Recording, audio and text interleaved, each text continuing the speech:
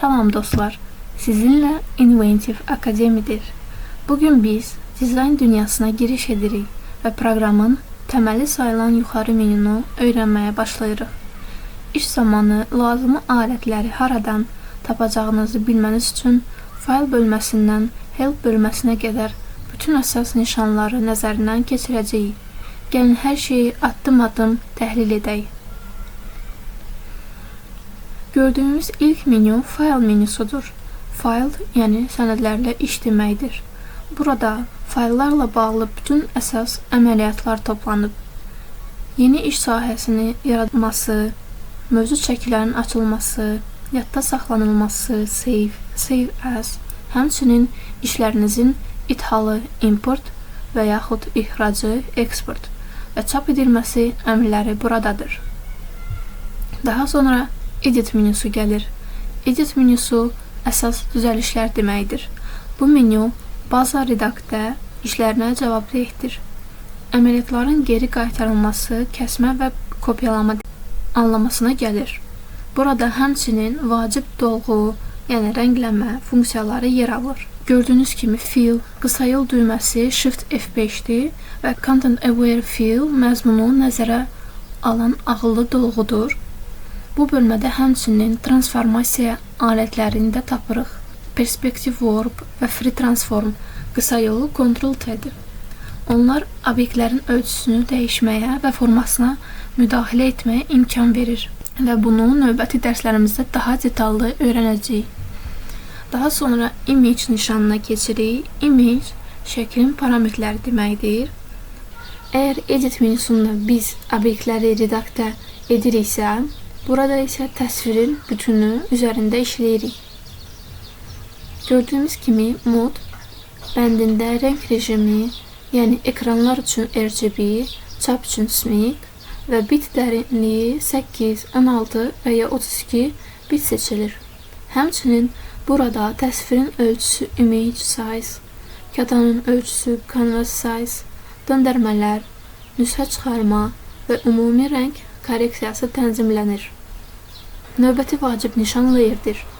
Layer strukturun idarə edilməsi deməkdir. Photoshop laylar üzərində qurulmuş bir proqramdır. Ona görə də burada layları idarə etmək üçün bütün əmrlər, yəni yeni layların yaradılması, nüsxələnməsi, silinməsi, birləşdirilməsi, həmçinin də maskalar və lay üslubları ilə iş funksiyaları toplanıb.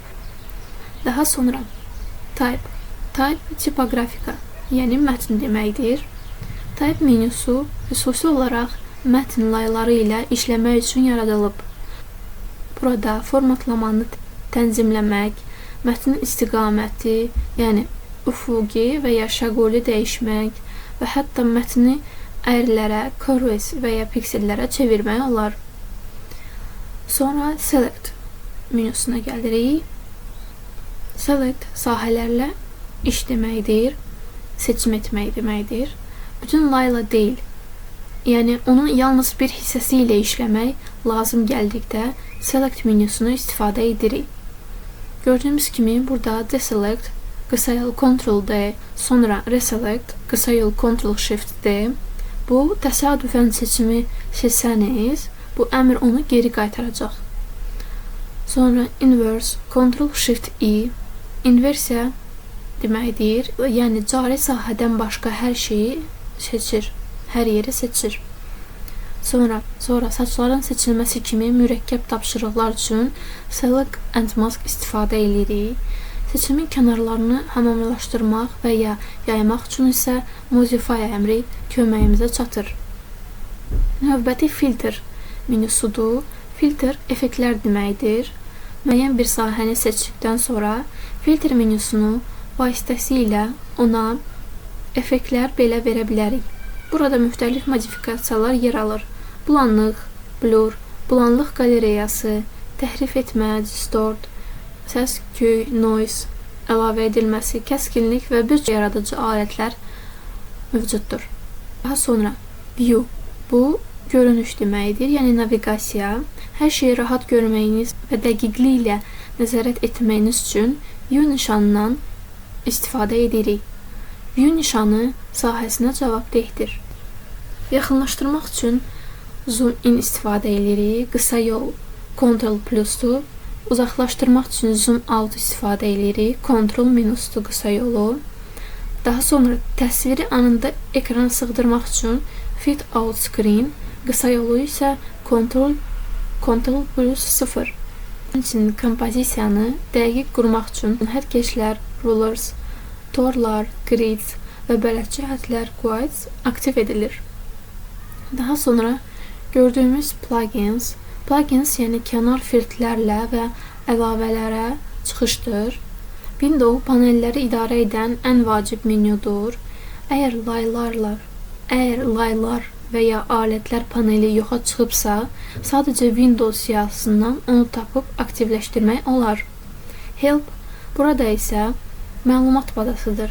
Yenilənmələrin yoxlanılması proqramınızın versiyası haqqında məlumat bölməsidir. Bugünlük bu qədər. Biz yuxarı menyunun bütün bəndlərini bizim idarə etmə mərkəzimizə qısa bir nəzər saldıq. Bu qədər funksiyadan çəkinməyin. Inventive Akademiyadakı dərslərimizdə biz onların hər birini addım-addım təcrübədə möhkəmləndirəcəyik. Növbəti dərsimizdə ən maraqlı hissəyə, yəni ekranın sol tərəfində yerləşən alətlər panelinə keçəcəyik. Məhz orada fırçalar, pozanlar, seçim alətləri və rəsm çəkib yaradacağımız hər bir vasitə yerləşir. Sol paneli izahını qaçırmamaq üçün bizə abunə olun. Növbəti videoda görüşənədək.